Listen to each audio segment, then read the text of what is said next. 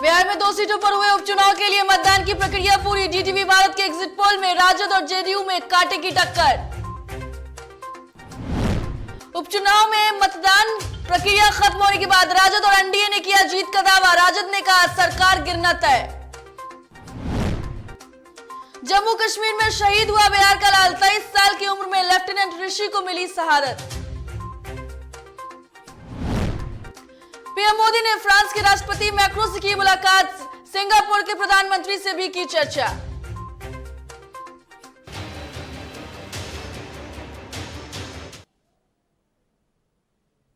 नमस्कार, डीटीवी भारत में आपका स्वागत है। मैं हूं पूजा वर्मा। शुरुआत करते हैं बुलेटिन की।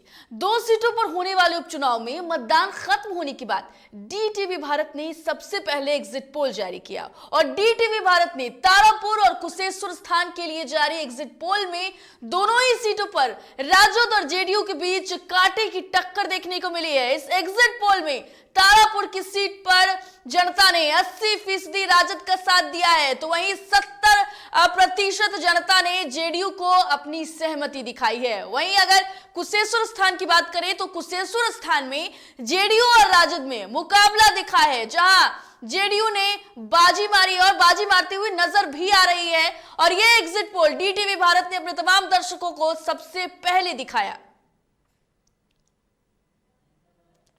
तो सत्ता का सेमीफाइनल यानी कि उपचुनाव कल संपन्न हुआ और इसके बाद डीटीवी भारत ने अपने तमाम दर्शकों को एग्जिट पोल दिखाया था और इस एग्जिट पोल में हमने बताया था कि किस तरीके से तकरीबन 80% जनता की राय में राजद जो है वो आगे चल रही है और वहीं 80% जनता का मिजाज जेडीयू के पक्ष में भी दिख रहा है।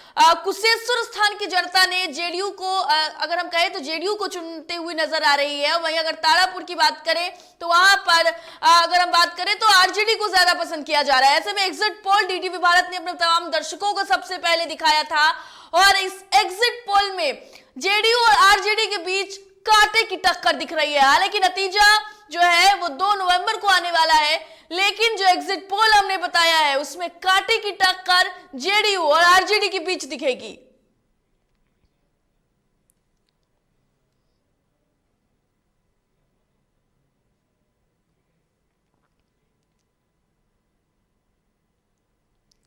तो चलिए इस वक्त की बड़ी खबर का रुख कर लेते हैं। बड़ी खबर पटना सिटी से सामने आ रही है, जहां पर दिल दहलाने वाली घटना सामने आई है। तो पटना सिटी से दिल दहलाने वाली घटना सामने आई है। बड़ी खबर इस वक्त की आपको बता रहे हैं, जहां असामाजिक तत्वों ने घर में आग लगा दी है। तो बड़ी खबर इस वक्त की आपको बता रहे हैं, जहां पर एक ही परिवार के 9 लोग झुलस गए हैं। तो बड़ी खबर इस वक्त की, जहां आपको बता दें कि झुलसे लोगों में 5 बच्चे भी शामिल हैं।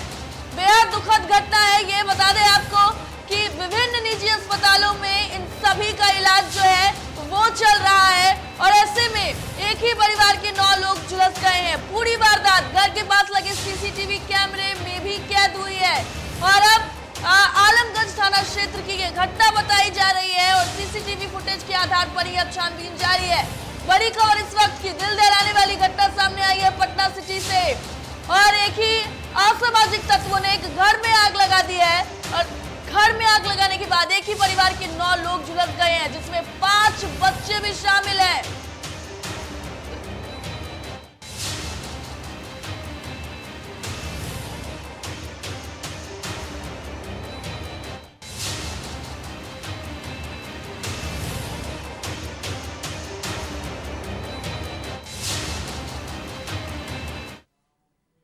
चलिए अगली खबर का रुख कर लेते हैं। उपचुनाव को लेकर नेता प्रतिपक्ष तेजस्वी यादव ने बड़ा बयान देते हुए कहा कि दोनों ही सीट पर राजद जीत रही है और जीत का अंतर दोनों जगह से ज्यादा होगा।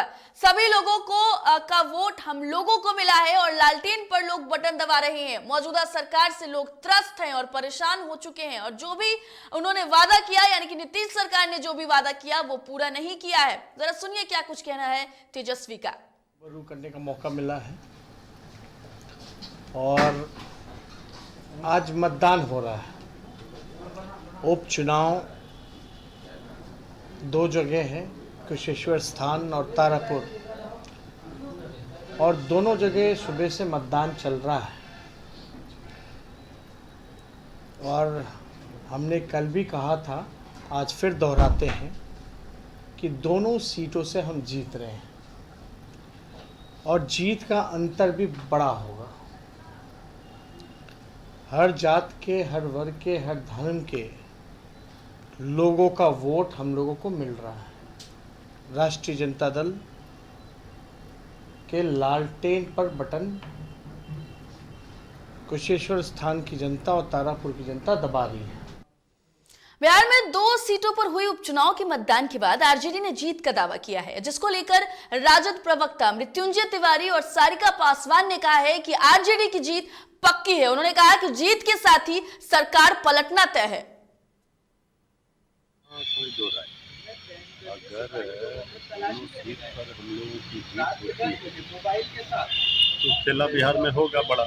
इस बात से कोई इनकार नहीं कर सकता। ये सरकार की विदाई तय है, केवल इंडियन सरकार, जन विरोधी सरकार। देखिए अभी जिस तरीके से दोनों जगहों से हमारी रिपोर्टिंग है वो निश्चित रूप से दोनों सीटें जो है वो राष्ट्रीय जनता दल के पक्ष में जा रही है। और इसकी एश्योरिटी तो खैर हम पहले भी दे रहे थे, क्योंकि जिस तरीके से सभाओं में भीड़ थी, जिस तरीके से लोग सत्ता परिवर्तन के लिए आ रहे थे, और अभी लोगों ने देखा, अगर तारापुर की बात करें तो तारापुर के जो स्वर्गीय मेवालाल जी की जिस हालात में मृत्यु हुई, वो वहाँ की जनता के लिए बहुत बड़ा सबक था और वर्तमान सरकार का चेहरा भी सामने आ गया।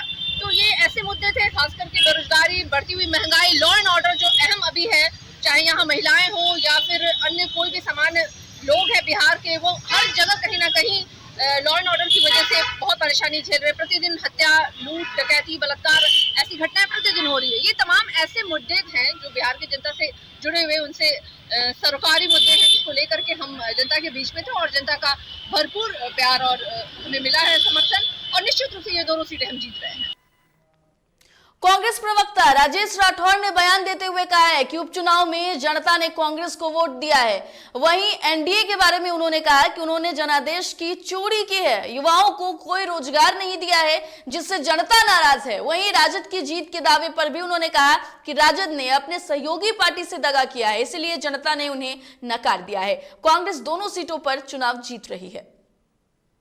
जिस प्रकार से प्रतिशत 50% के आसपास आया था, अपेक्षाएं थी कि कम से कम 60 तक जाएगा, तो ये दर्शाता है कि सरकार के प्रति नाराजगी और उदासी के प्रतीक है कि मतदान का प्रतिशत और बेहतर नहीं हो पाया। और होता भी कैसे, चूँकि नीतीश कुमार जी से लोगों में काफ़ी नाराज़गी है, चूँकि उन्होंने पिछले चुनाव में कहा था महागठबंधन के 19 लाख रोजगार के बदले कि हम 19 लाख रोजगार देंगे, जबकि महागठबंधन ने 10 लाख के वादा किया था।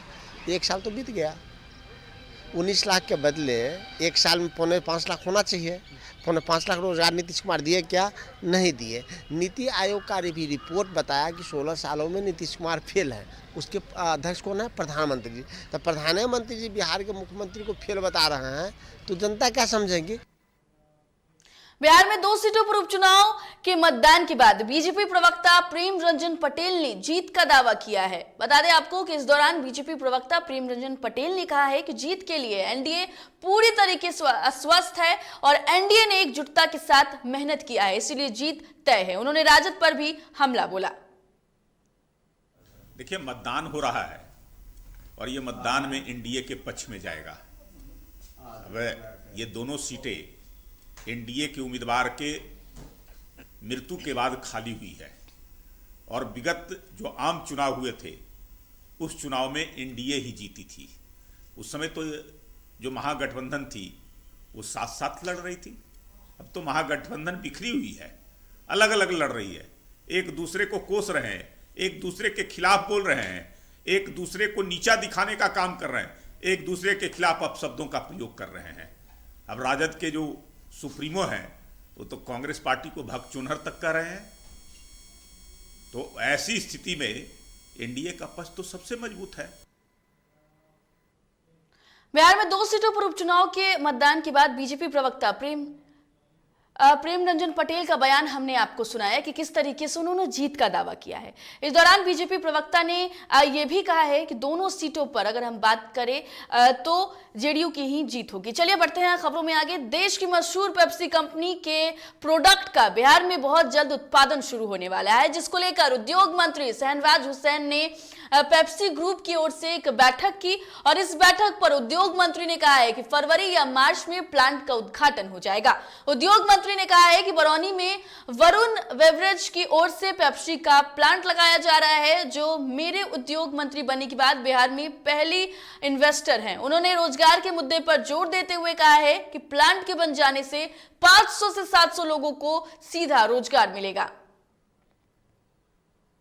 इन्वेस्टर बड़ी तादाद में आने लगे हैं और जो वरुण बेवरेज लिमिटेड जिन्होंने पहला इन्वेस्टमेंट बिहार में किया मेरे उद्योग मंत्री बनने के बाद, और पहले से ये कोशिश कर रहे थे। नीतीश कुमार जी की सरकार जब बनी तभी से बहुत से इन्वेस्टमेंट के प्रपोजल आए और जो बरौनी में हमारा वरुण बेवरेज पेप्सी का प्लांट बन रहा है, वहाँ करीब 500 से 700 लोगों को डायरेक्ट जॉब मिलने वाला है। इन्वेस्टर बड़ी तादाद। जम्मू कश्मीर के आतंकवाद प्रभावित राजौरी जिले में नियंत्रण रेखा के पास शनिवार को हुई लैंड माइंस विस्फोट की घटना में सेना के अधिकारी और बिहार के बेगूसराय जिले के लाल ऋषि रंजन शहीद हो गए। शहीद हुए लेफ्टिनेंट ऋषि रंजन सिंह घर के इकलौते चिराग थे। उनके शहीद होने की सूचना मिलते ही घर वालों में कोहराम मच गया है।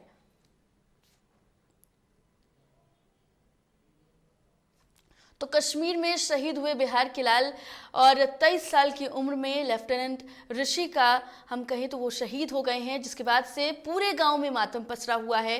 परिवार वालों का भी रो रो कर बुरा हाल है। और कश्मीर में दरअसल लैंड विस्फोट हुआ था जिसमें वो शहीद हो गए हैं। पटना में ईओयू ने बड़ी कार्रवाई की है और ईओयू की जक्कनपुर इंस्पेक्टर कमलेश कुमार शर्मा के कई ठिकानों पर आर्थिक छापेमारी की गई है।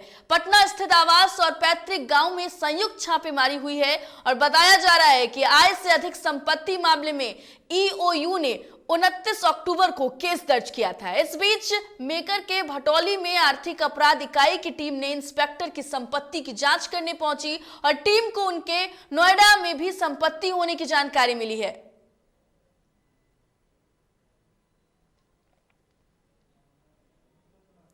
तो जक्करपुर इंस्पेक्टर के कई ठिकानों पर छापेमारी की गई है और आय से अधिक संपत्ति अर्जित करने का भी आरोप लगाया गया है। वहीं नोएडा में भी संपत्ति होने की बात जो है वो सामने आई है और लगातार छापेमारी और जांच का सिलसिला जो है वो जारी है।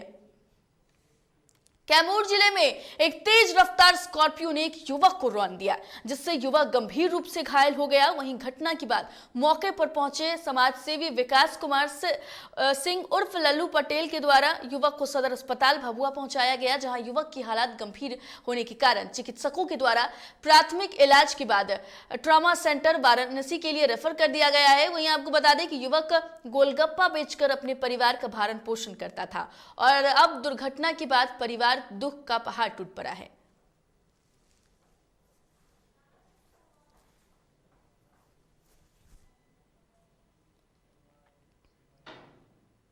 दानापुर के खगौल स्थित प्राथमिकी स्वास्थ्य केंद्र के एम्बुलेंस चालक ने किसी दूसरे को एम्बुलेंस सिखाने के चक्कर में सरकारी पंप संचालक गणेश ठाकुर को जोरदार टक्कर मार दी। टक्कर लगने से गणेश ठाकुर गंभीर रूप से घायल हो गए। जब इलाज के लिए प्राथमिकी स्वास्थ्य केंद्र ले जाया गया तो वहां सारे स्टाफ और नर्स नदारद मिले। घायल को लेकर घंटों डॉक्टरों और नर्स का इंतजार करते रहे, मगर घायल का इलाज नहीं हो सका। लोगों ने आनन फानन में इलाज के लिए पीएमसीएच ले गए, लेकिन तब तक गणेश ठाकुर की मौत हो चुकी थी। मौत के बाद गुस्साए परिजनों ने खगौल प्राथमिकी स्वास्थ्य केंद्र पहुंचकर जमकर हंगामा और तोड़फोड़ किया।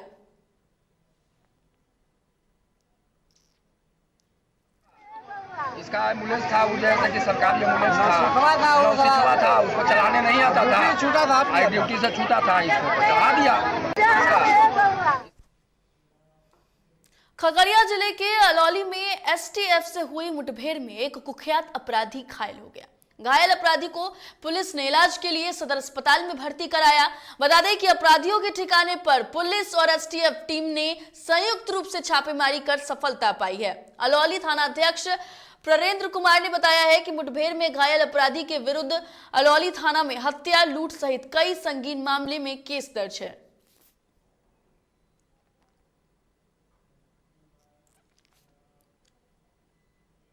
सहरसा के पटुआहा के पास पुलिस ने गुप्त सूचना के आधार पर झारखंड के पलामू से लाए जा रहे भारी मात्रा में कोडीन युक्त कप सिरप के साथ एक कारोबारी को गिरफ्तार किया है। वहीं सदर एसडीपीओ संतोष कुमार ने बताया है कि गुप्त सूचना के आधार पर पुलिस ने पिकअप वाहन से भारी मात्रा में कोडीन युक्त कप सिरप जब्त किया है, जो शहर में नशे के रूप में प्रयुक्त के लिए लिया जा रहा था। और वहीं मौके से 2 लोगों को भी गिरफ्तार किया गया है।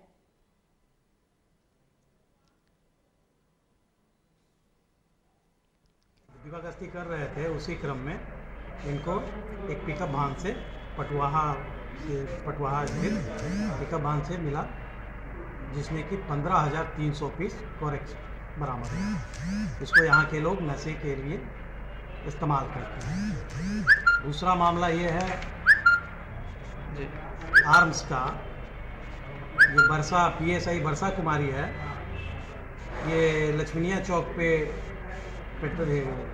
मोटरसाइकिल चेकिंग कर रही थी। इसी क्रम में ये 2 बंदा नीतीश कुमार और रणवीर कुमार।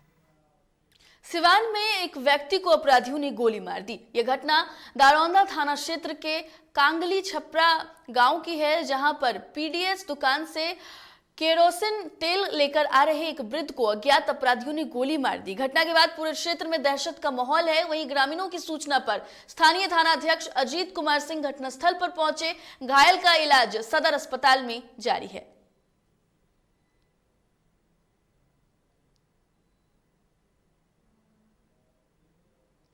तो अपराधियों ने वृद्ध को गोली मार दी है। और आपको बता दें कि ये कंगाली छपरा की ये घटना बताई जा रही है, जहां पर घायल का इलाज जो है वो अभी भी सदर अस्पताल में जारी है।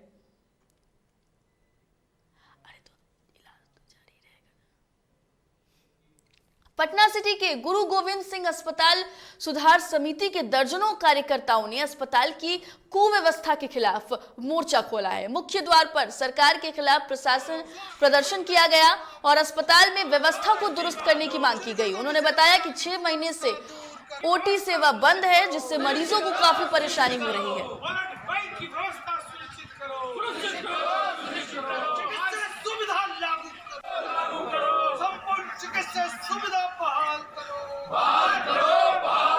माह से प्रसूति विभाग में ऑपरेशन बंद है।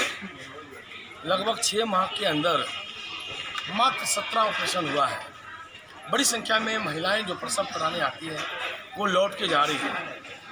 यहाँ डॉक्टर की कमी है। जो डॉक्टर है, एक आयुष की डॉक्टर है जिनका कोई काम नहीं है, सिर्फ जगह भरा हुआ है। 2 डॉक्टर OPD चला रहे हैं।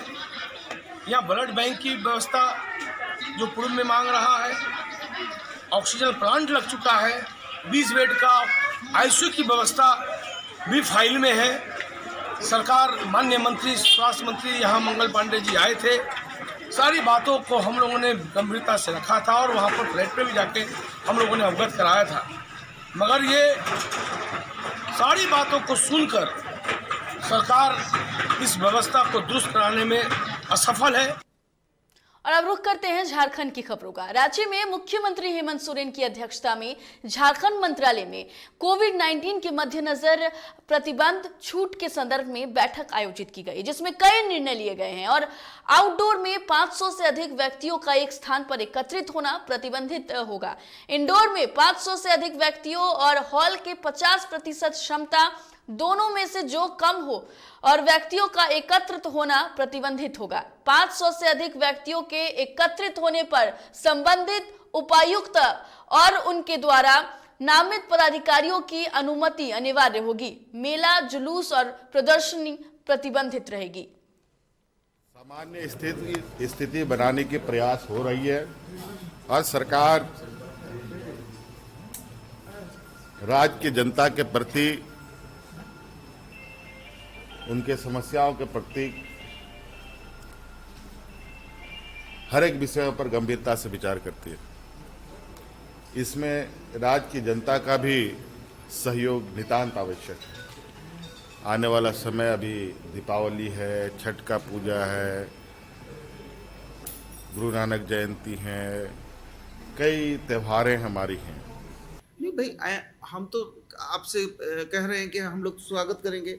झारखंड सरकार पूरे खुले मन से, यदि भारत सरकार कोई भी राज्य हित में कुछ भी अच्छा करना चाहती है तो हमारा झारखंड के रास्ते उसके लिए सहयोगी के रूप में काम करेंगे। हम वैमनस्यता के हिसाब से कोई भी कदम नहीं उठाएंगे और हम तो स्वागत कर रहे हैं, खुलना चाहिए। बहुत यूपी के आगरा में मारपीट का एक वीडियो वायरल हो रहा है, जहां खुलेआम दर्जनों युवक की गुंडाई देखने को मिल रही है। हालांकि इस वायरल वीडियो की सत्यता की पुष्टि डीटीवी भारत नहीं करता है। वहीं इस मारपीट के बाद से इलाके में हड़कंप है और फिलहाल पुलिस पूरे मामले की जांच में जुटी है। प्रधानमंत्री नरेंद्र मोदी ने शनिवार को G20 शिखर सम्मेलन के इतर फ्रांस के राष्ट्रपति इमैनुअल मैक्रो और सिंगापुर के प्रधानमंत्री ली सिन लूंग से मुलाकात की। मैक्रो के साथ मुलाकात में सामरिक द्विपक्षीय संबंधों और हिंद प्रशांत क्षेत्र समेत आपसी और वैश्विक हितों के कई मुद्दों पर सार्थक चर्चा हुई। निमंत्रण पर यहां आए प्रधानमंत्री मोदी के साथ मैक्रो से मुलाकात के दौरान राष्ट्रीय सुरक्षा सलाहकार अजीत डोभाल और विदेश मंत्री एस जयशंकर भी मौजूद रहे। बैठक के बाद मोदी ने ट्वीट किया कि रोम में अपने मित्र राष्ट्रपति इमैनुअल मैक्रो से मिलकर प्रसन्नता हुई और हमारी वार्ता विविध क्षेत्रों में सहयोग बढ़ाने और लोगों के बीच संबंधों को बढ़ावा देने के इर्द गिर्द केंद्रित थी। फिलहाल इस बुलेटिन में इतना ही। देश और दुनिया की तमाम खबरों के लिए देखते रहिए डीटीवी भारत। मुझे दीजिए इजाजत। नमस्कार।